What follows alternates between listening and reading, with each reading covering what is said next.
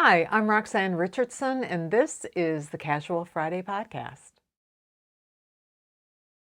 In this week's podcast, I have a couple of tidbits.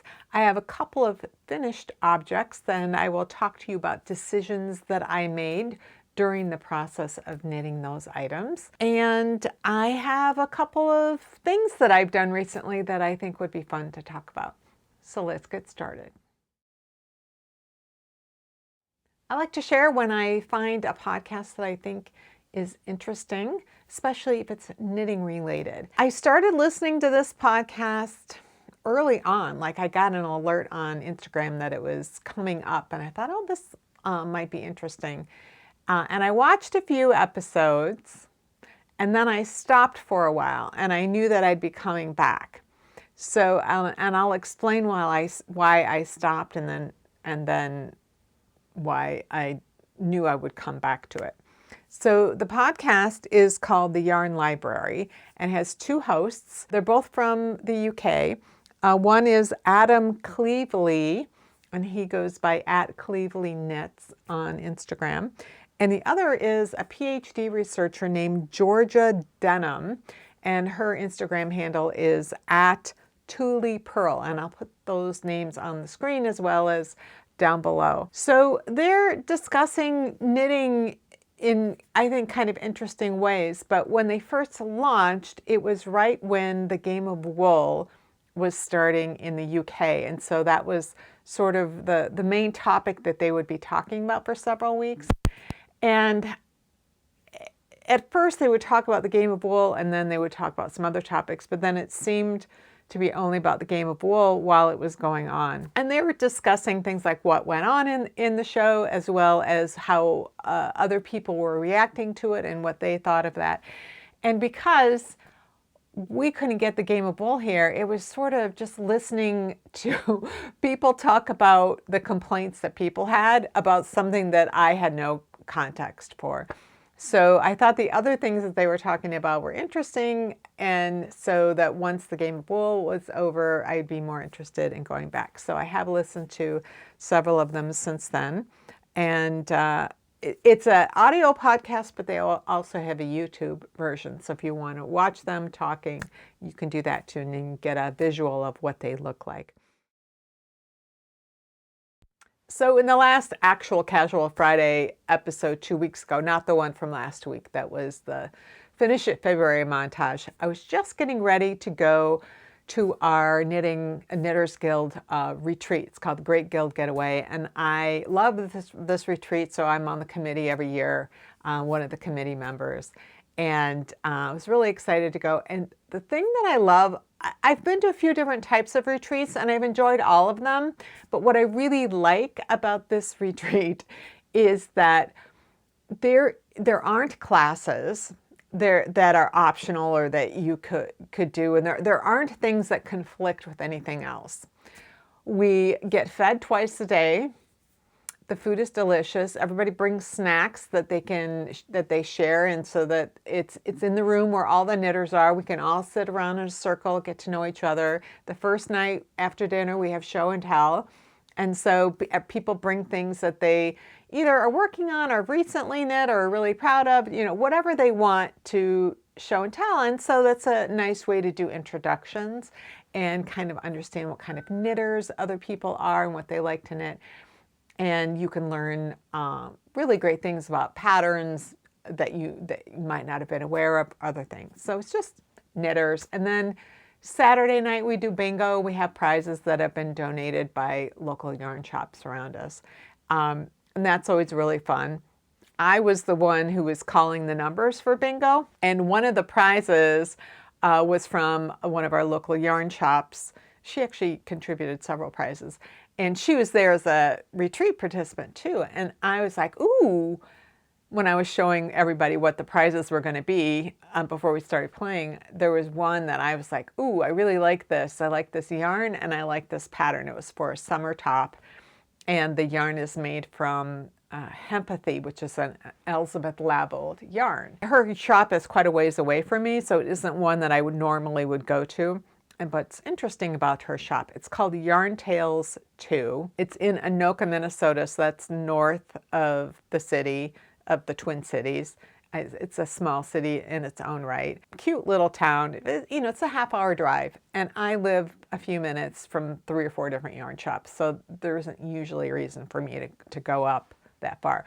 But what's interesting about her shop is that wool makes her itchy.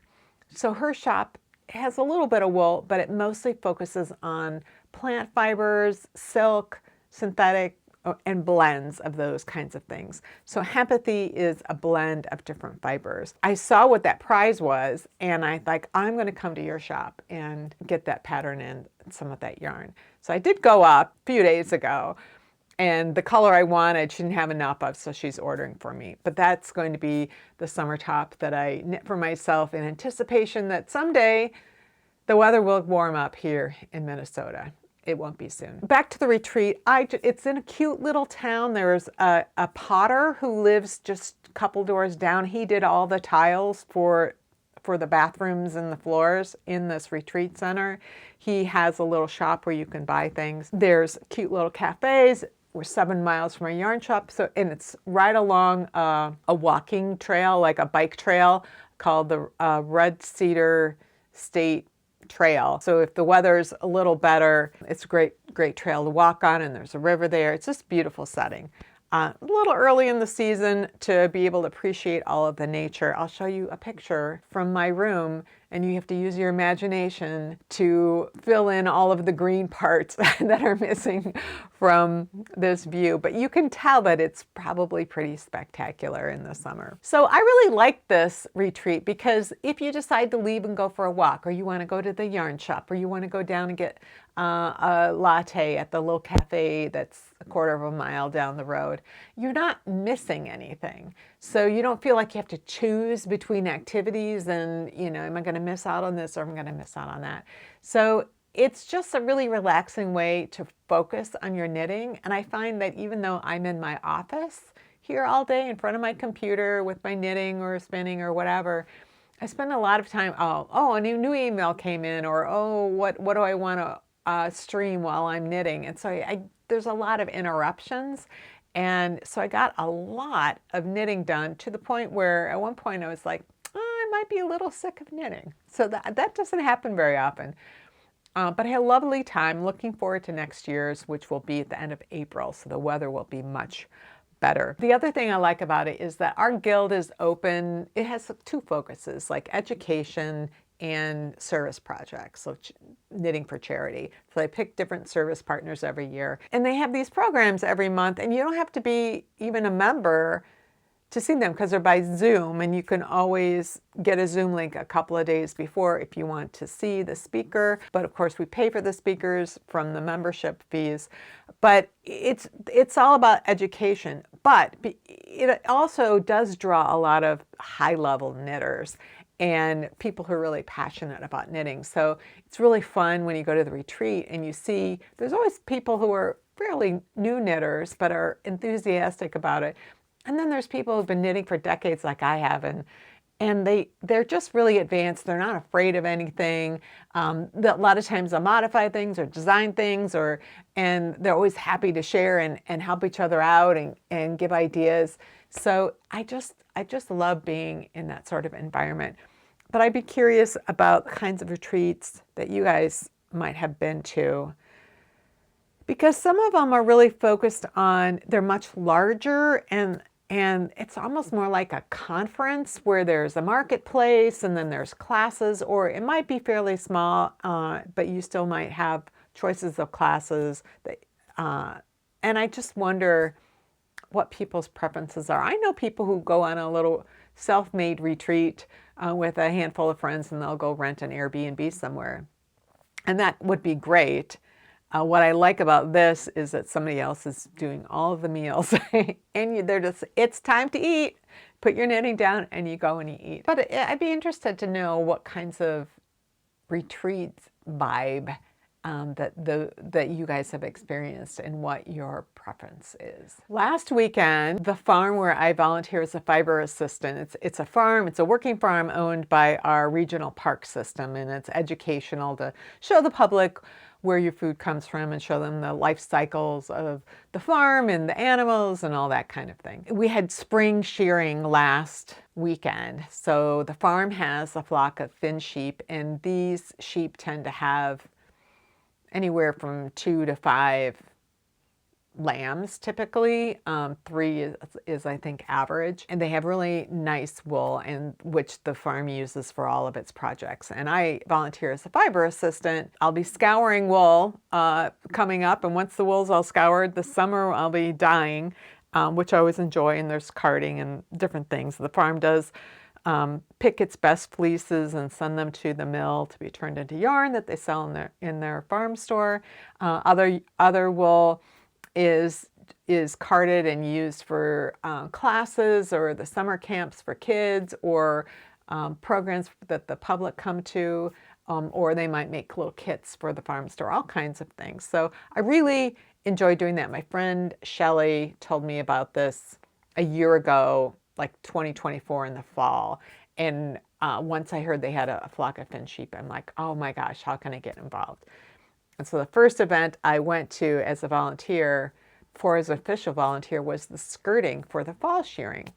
So now I've done 2 fall shearings and 2 spring shearings. And so the spring shearing was last weekend.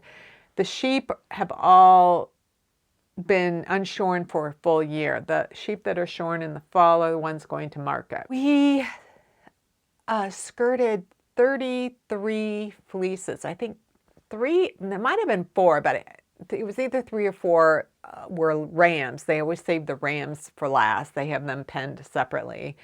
And those fleeces are always very smelly because they smell like boy sheep. And they're very large, and they're often just very sound fleeces, really good quality, because they're not trying to also grow 3 lambs inside of them. So they're not, everything they eat just goes toward feeding their fleece. So it's really interesting to see the ram fleeces, but they're so smelly. It's funny how smelly they are. Most of the fleeces this year were very sound. Sometimes if it's a lamb from that was born the previous year, when they're first building up their immune system, they might get some parasites that have to be treated, and it can cause a break in the fiber. So there were a handful of fleeces that weren't sound, and they just get used for carding. But there were so many that could be used for yarn, and she's not going to use all of them for yarn because she still needs some of them to stay at the farm for projects. But it was really wonderful to see how many of the fleeces were sound. We were talking to the farm manager about selection. We were talking to him about he's going to have to get another ram because they can't keep using the same rams every year after year after year, because then you start getting inbreeding. They're too related to each other. And so they're always having to like sell a ram and get a new ram, and or borrow a lamb from somebody or something like that. And so we were asking about how they choose, what are they selecting for? And, you want really nice fleece, but you also want something that is going to be large enough if it's going to be, a meat sheep. And you can't always get both of those. Like if the nutrients are going to go to the fleece, then the sheep might be smaller. If they really are going into making the sheep bigger, then the fleece might not be as good. So it's always a delicate balancing act. But one of the things I love about thin sheep is they come in so many colors. So my friend Shelley, she's taken courses in grading fleeces. She took her first course and then an advanced course. And so she really likes to observe the colors and kind of keep track of them from the shearing, from when the lambs are born to then when they're shorn, and then when we are processing them to kind of understand better how the color changes. So she took a bunch of pictures after the sheep were shorn, which I'll show you on the screen, and you can see the kind of the color variety that was really interesting. The one thing that surprised us There was one sheep, she had had some kind of a health issue, I think. Well, they had noticed that a few of the older ewes were itchy, and they might have had a lice issue because they were scratching and itching, and they had to put coats on them to kind of prevent them from ripping their own fleece out.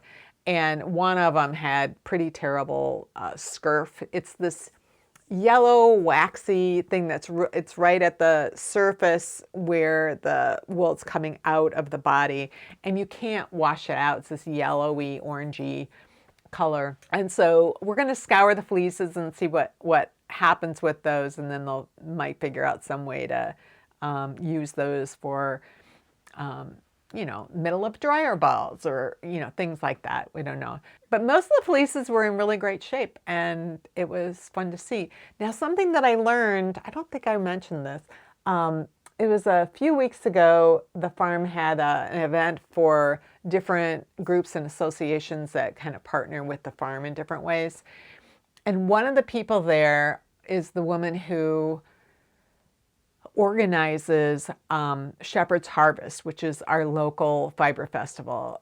She said it's the third largest in the country, and I don't know how that is calculated, if it's based on number of people who come, if it's based on the number of vendors. Like, I don't know how that's calculated. It's pretty big, but it's not like I've been to Maryland Sheep and Wool, which was way bigger, and I have never been to Rhinebeck, and I've heard that's just enormous. So it might be considered third after those two. But I've also been to Wisconsin Sheep and Wool.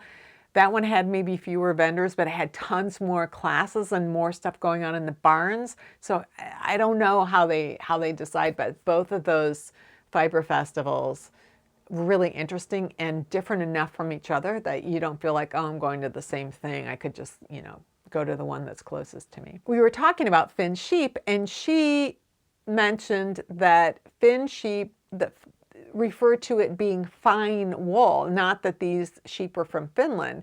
They are from Finland, but there was multiple breeds that were from Finland, and this was, the Finn referred to being fine, like the wool is fine, which was something that I did not know. That's what's been going on in the farm. I'll be doing scouring and dyeing coming soon. I've got two finished objects. I was showing you these socks in progress last time. This is using Opal yarn. It's a German sock yarn, and it's the Hundertwasser. So this series of yarns are based on works of art by this Austrian artist, architect who went by Hundertwasser. He had a, I'll put his names on. He had a name he was born with, and then he had a name that he identified as, with a very long name. When I was showing this to you last time, I had knit the leg and I was doing a heel flap and gusset, and then I decided, oh, I really don't want to interrupt the color sequence along the front of the sock. And so I was planning on taking it back to the beginning of the heel and doing a different heel that would let me maintain the color pattern better. But as I was ripping it back, I was ripping, I thought I should rip out the whole sock, because years ago I could knit with a 4-ply sock yarn, German sock yarn like this, with my size 0 needles, a 2mm needle, and I would get 9 stitches per inch. And so I would just know how many stitches to cast on for whoever's ankle I was knitting for. Past few years I've been at 8.5 stitches per inch. I just can't get lower than that. I haven't been able to. And so that's what I assume. I don't do a gauge swatch because these yarns are basically all the same. But what I had noticed when I was knitting the leg was that I was getting 9 stitches per inch somehow. And so I was worried that the leg might be a little tight. And I thought, I'm ripping back this much. I'm just going to rip back all of it, start over with a few more stitches, and then I will be happier and I won't worry so much about, is this too tight for her leg or whatever. One of the things about these Hundertwasser colorways I was telling you about is that I was knitting with these like 20 years ago, and I have a few pairs of socks that are worn out, that are almost 20 years old. And I was so happy that they were still making these colorways. And I was able to purchase some replacement ones for the socks that are wearing out. And so many of you told me in the comments that there is a couple of things. One is that it's the 20th anniversary of the Hundertwasser series. So they were re-releasing them. That's why they're available.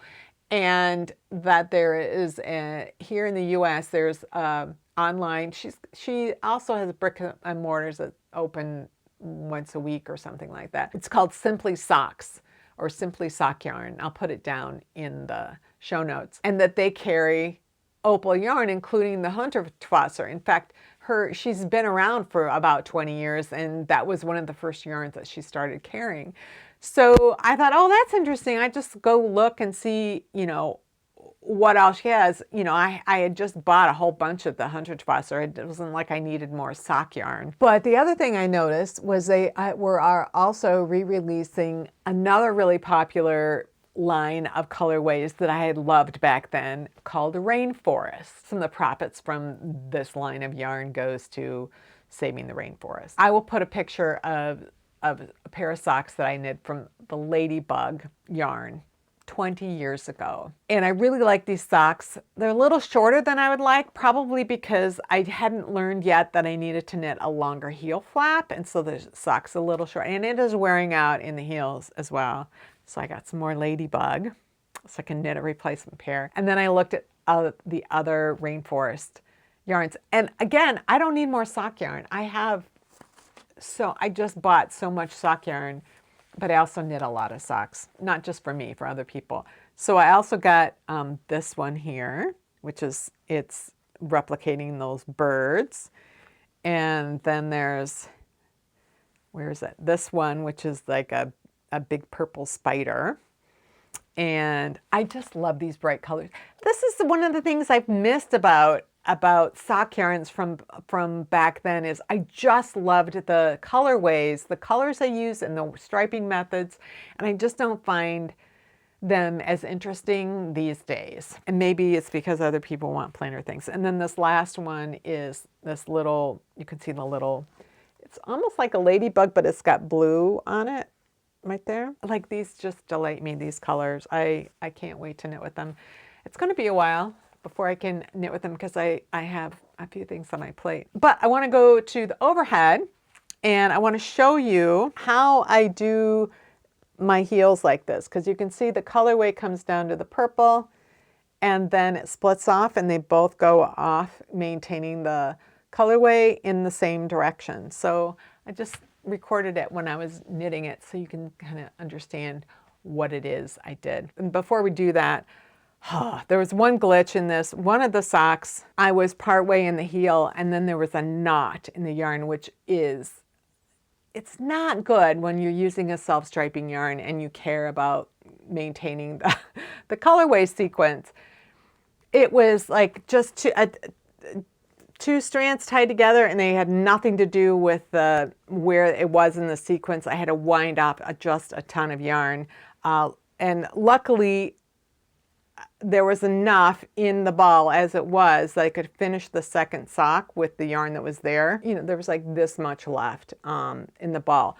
I had a ton more yarn that I could have wound off and found the right color place, but then there's more ends to weave in. And one of the beauties of these self-striping sock yarns is you have two yarn tails in most cases. In my case, because of the type of heel I do, I have 4, but then I had even more. So that was kind of a bummer. It's so rare. I have knit hundreds of pairs of socks and it's maybe a handful of times I've had a knot in the yarn, and it really throws a wrench into things sometimes. I've heard people say that, yeah, it was tied together and then all of a sudden the colorway was in reverse order. So I don't know how that happens, but I understand knots. Totally accept them. It's just so hard in self-striping yarn. So let's go to the overhead. Now, what I wanted to do was something similar to this, which is when I got to the heel, you see how I have this blue stripe here? I worked this heel starting with about halfway through the stripe is when I separated for the heel. So I was working the other half of the stripe at the start of the heel. When I finished the heel, I wound off the yarn until I got to the same point in the colorway where I was when I separated for the heel, which is halfway between this blue stripe. And that way I have a full stripe here and a full stripe here. So you have 1.5 stripes worth of yarn in this separation point here because you have to wind off to get to that point. Do you have to be that fussy? No. Do you want to be that fussy? I do. So I'm going to show you how I do this kind of thing in this particular sock. So what I was watching for when I was knitting the sock was, where does the repeat start again? So you can see there's 2 turquoise stripes here, and they each have a brown stripe. Like you have a round of blue, and then you have a round of brown, and then you have the blue stripe, and it's the same in both. So that is where I started when I cast on. I cast on at this blue starting point, and then I went for it. So then I can tell this is how much yarn it takes to do a full repeat. And so knowing how long this is and how long I want the leg to be, I could get an idea of where the heel, where I wanted the heel to start. I had a measurement that I wanted, and that measurement equated to 78 rounds. What I decided was that when I got past this and I got to the purple, I would stop as soon as I found the first bit of purple. I wound that off, and then I found the end of the purple. I found the beginning of the purple and the end of the purple, matched them up, and then found the midpoint. And I marked that midpoint with a safety pin. You could use like a light bulb stitch marker or something like that that will poke into the yarn. And then I knit until I got to that safety pin, and I've taken the safety pin out. And you can see that I am 3 stitches from the end of the round. Well, I could just go ahead and work the end of the round, but I'm going to be super fussy, and I'm going to say, no, this is the point at exactly the halfway point where I want to start the heel. So I'm just going to move these 3 stitches to this needle and then move 3 to the other needle and have it divided in half exactly. Again, you don't have to do that, but that's what I'm going to do. And then that way I will start on the second sock. I might end up in a different place. I might end up just past the beginning of the round or a little bit further. And that will just be the place where I even things out. You're working in a spiral here, so it really doesn't matter whether you have exactly the same number of rounds or not. So I'm going to move these 3 stitches.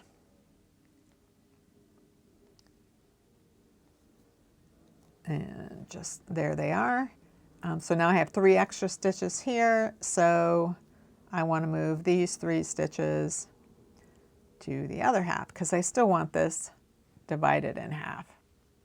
Okay, and then I'm going to count my stitches to make sure that I actually have 38 on each half. And I do. I have 38 stitches. So what I'm going to do here is called a plain heel. You can see on this sock right here, it's knit in the round. It looks just like an afterthought heel. It's a peasant heel. There's tons of names for it. It's called a plain heel when you work the heel at the end of the leg, or if you're working toe up at the end of the foot, rather than an afterthought or forethought heel where you work the entire tube and then you go back later and open it up.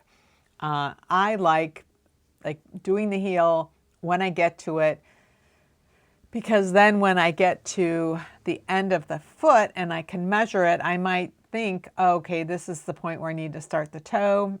I'm going to predict based on my row gauge, and I might be off a little bit.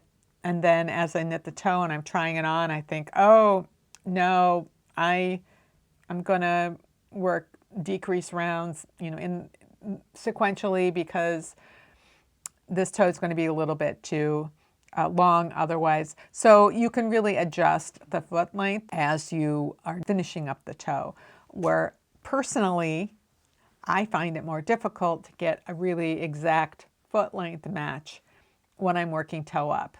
My row gauge might vary slightly here and there, and I have to start the heel when I start the heel, and then the whole thing could end up a little bit too long. That's happened multiple times. It doesn't happen every time, but it happens sometimes.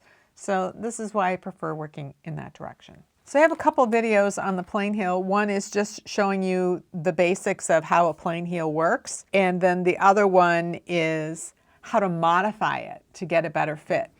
Because one of the problems with plain heels or afterthought heels and short row heels is often they're too shallow.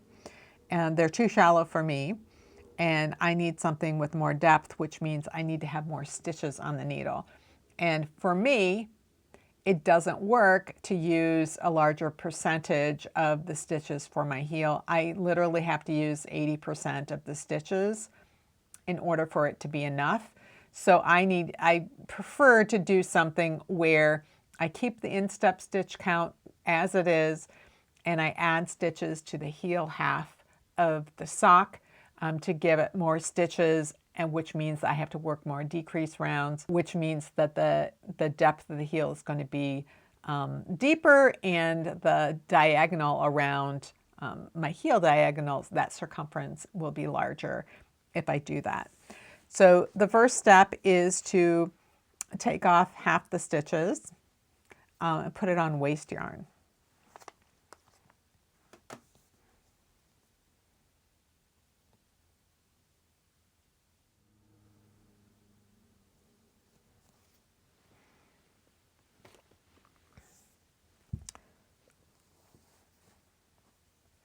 Okay, so I have this on waste yarn right now. And so now I'm going to cast on using a long tail cast on, where I'm using this waste yarn for the thumb yarn, and the main yarn that I'm continuing with is going to be on my index finger. So it's essentially a provisional cast on that I will take out later. I'm going to take the waste yarn out later, and then I'll have live stitches that I can use to knit the foot.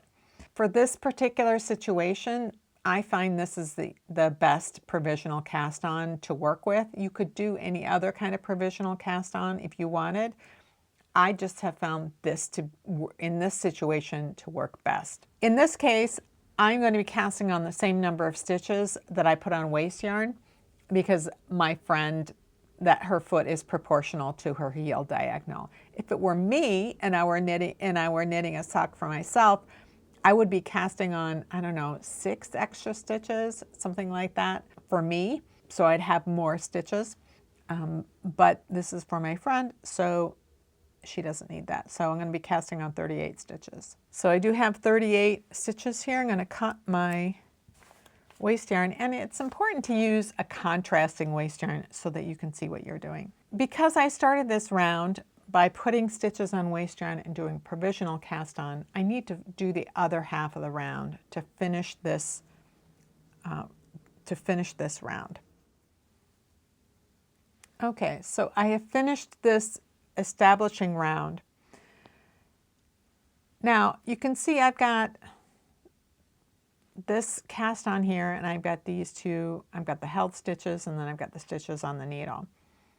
I'm going to continue working on these, and I'm going to be I'm going to work one more plain round, and then I'm going to start my decreases, and I will end up with a heel. But I don't have to do that. If you actually do prefer an afterthought heel, you can do this same thing. And then these will be the heel stitches later, and you can just continue working the foot. The advantage of doing this kind of thing, the provisional cast on like this, and putting half of the stitches on the waste yarn, even if you're doing an afterthought or forethought heel, is twofold. One, you can cast on a different number of stitches and then have a small gusset for the foot and for the heel before you do your symmetrical decreases, and that gives you more heel depth. It also makes getting the stitches back on the needle easier. Because these are already separated from each other, these just get slipped back on the needle, and these you have to pick up above this cast on edge, and then you snip that out. But I find that easier than trying to capture stitches on either side of a row of contrast yarn that was knit in for a 4/0 heel. So that is just my preference for whether I am working the heel first or the foot first, is to do this provisional cast on. The reason that I'm going to work a plain round before I start doing my decreases is so that when I do pick up stitches along that provisional edge, I can get one for one instead of having a decrease that I'm having to pick up on the other side of. So I'm going to work a plain round, and then I'm going to start doing my decreases where I do one on each side of each half. So just like a sock toe, a wedge sock toe, or a regular afterthought heel. If I'd cast on more stitches, I would work my decreases only on the side with more stitches until I had the same number of stitches on both, and then I would do all 4 of them. So I do have, like I said, a video on this whole sock process, one for just a regular plain heel and another for if you need to modify it to increase the amount of length. And there's even a worksheet to help you figure out how many additional stitches you might need. Okay, I have finished the heel, and so now I'm going to recapture my stitches to get them back on the needle. For the edge where I had done the long tail cast on, I'm going to take my needle and I'm going to look at the stitch right above the edge stitch. I'm going to take the right leg of each stitch and get it on my needle. And this is why I needed to work a plain round before I started doing the decreases. The decrease is right here, and I wanted to easily be able to see the separate stitches right here. So I'm going to thread each one of these on there until I have all 38 stitches, and then I'll snip away this edge, and then I can thread the other needle tip through these stitches that are just being held on a waste yarn. Once I do that, then I want to find the starting point for starting the leg. I had started the heel when I'd worked halfway through the purple stripe. That's when I separated for it. So I want to start the leg when I'm halfway through the purple stripe, so that I will have a full stripe on the leg, in the foot, and a full stripe on the heel. So this is yarn that I had used when I was first knitting with the heel flap and gusset, and so I could tell from what I had worked in this colorway that I was pretty close to right here is this stripe right here, so I don't have to wind off much more to get to the purple, just because this has already been pulled off. So I can find here is the beginning of the purple, and I'm going to want to pull this out until I see the color change.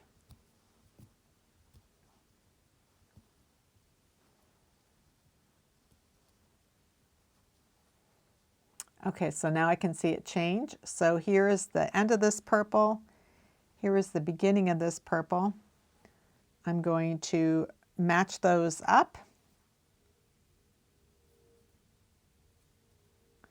And then I'm going to find the center point of these.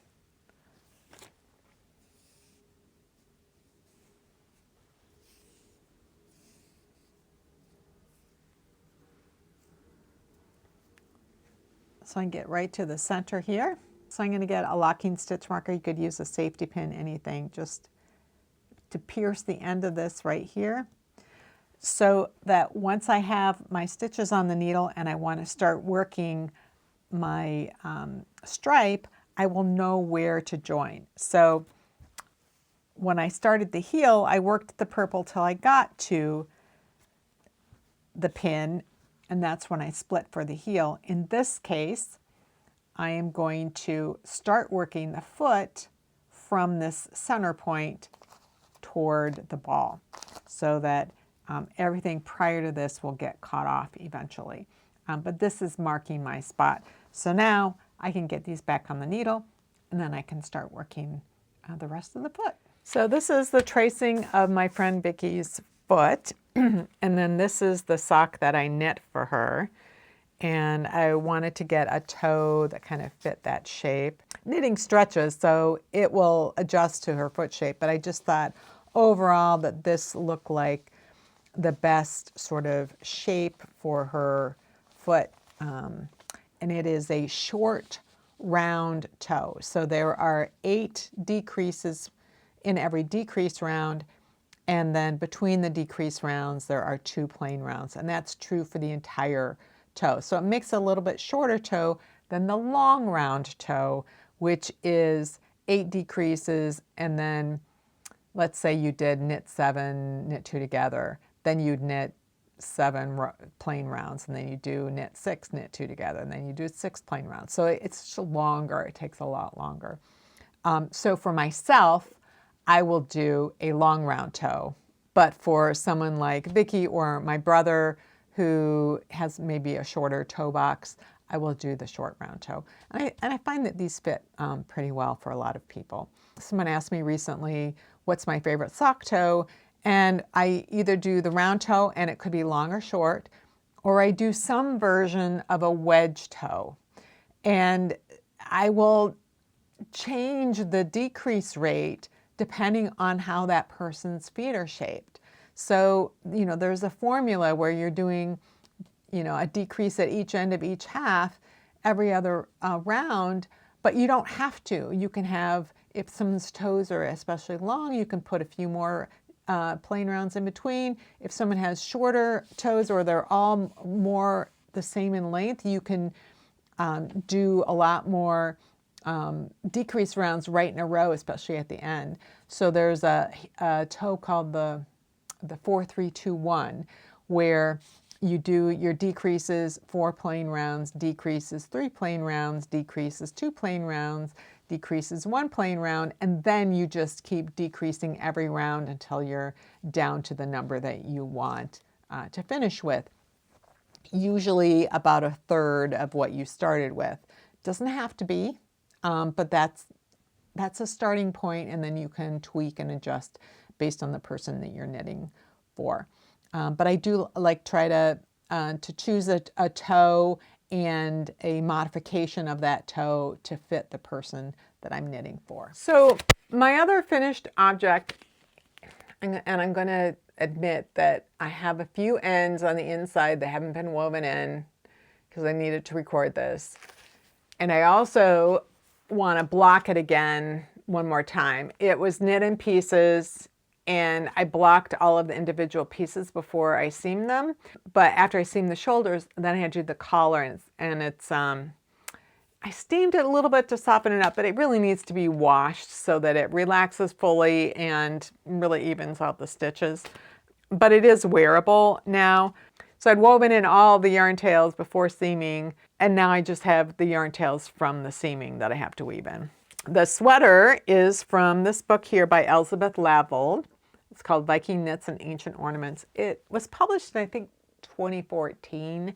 She's a Swedish designer, and I just love the cable designs that she does, because I love cables and I just love these kind of closed cables. Actually, the sweater is the one that you see on the cover here. I had picked the pattern from my pattern library and Ravelry, just searching for something with cables, and then found it in that book and thought, oh, this is on the cover, and it's the same color, kind of the same color as what I knit. And so this is it right here, and I will try it on later. It's published in a book, and it was from more than 10 years ago, and so the pattern is written more in the style of what I learned to knit with, which is, you know, there's a limited space, and so it's pretty terse, and they don't explain why you're doing something or what will happen when you've done this. They just tell you to do it. So for example, shaping the sleeve caps, you know, you're shaping something that's getting narrower, so you have to do decreases at each end.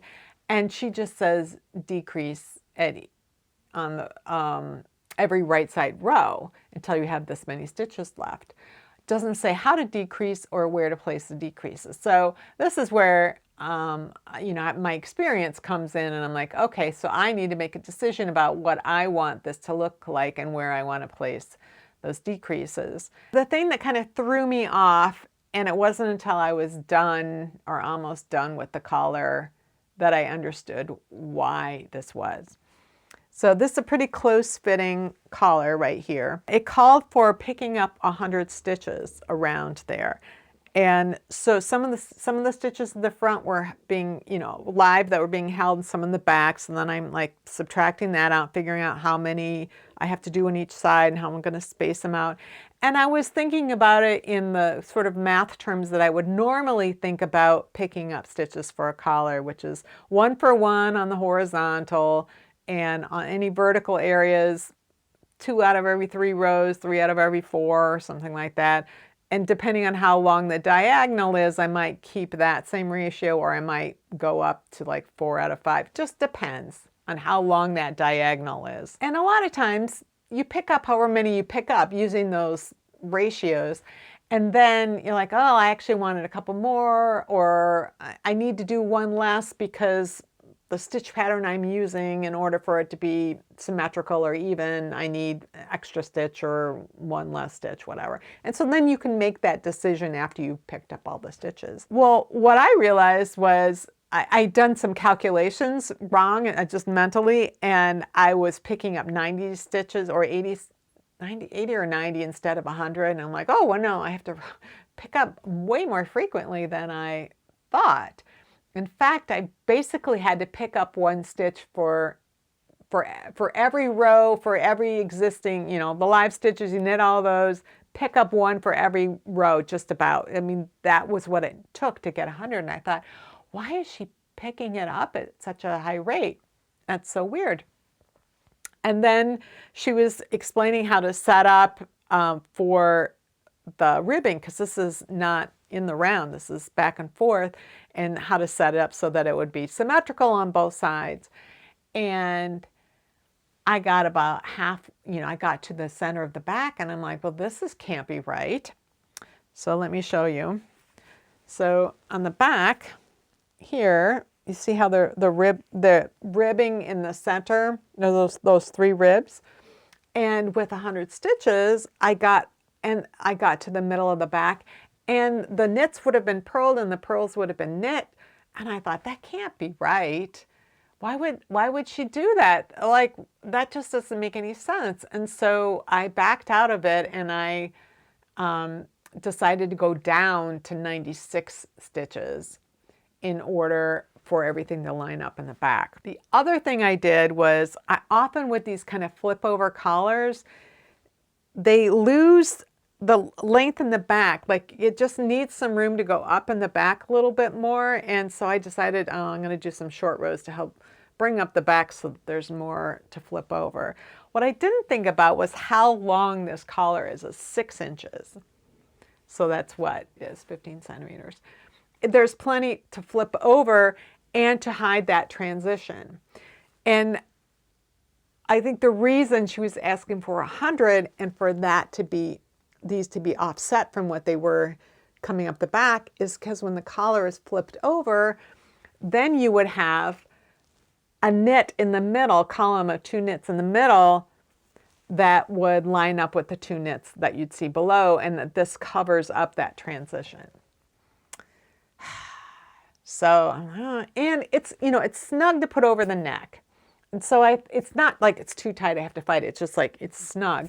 And I thought, oh, what if I take it out and I add those 4 stitches back in? That would give me a little bit more room.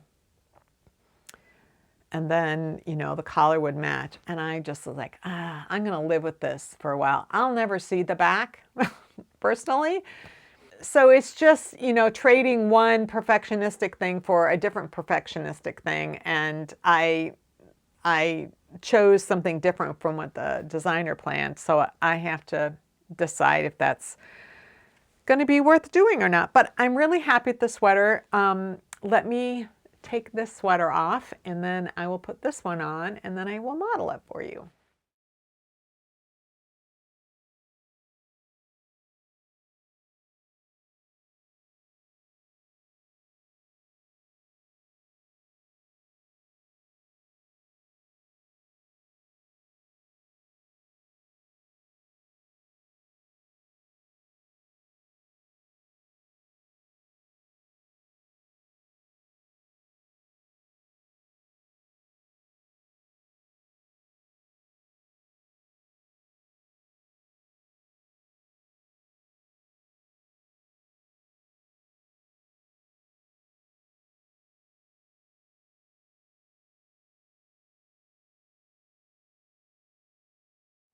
So this is what I'm talking about at the back of the neck, where with the 96 stitches that I picked up, I could maintain this going all the way up. But the way that this flips over, you don't see it. And this is actually the center there. So what you're getting now is this purl column, where if I did 100 stitches, when I got to here, I would be doing these as purl 2, knit 2, purl 2, knit 2, purl 2, whatever, so that the back side of this would be a knit just like it is here. I don't know that anyone's going to notice. I mean, I don't know. The only thing, like I said, the only thing is that having 100 stitches means that I have maybe 3/4 of an inch more to stretch with, but it's not too tight around my neck. It fits around my neck, and some people might find that that's choking them. It doesn't mean, it's just my head is bigger than my neck, so it's got to, you know, stretch more in order to get over my head. Not too tight, it's not rigid, but that's just something where they didn't say in the pattern that this would happen, and you don't see a picture that shows that. So I thought, is this a mistake? Like, why would they do that? And it wasn't until I was knitting it that I figured out what was going on. But if you want to see up close the cable pattern, I just love it. I just love it.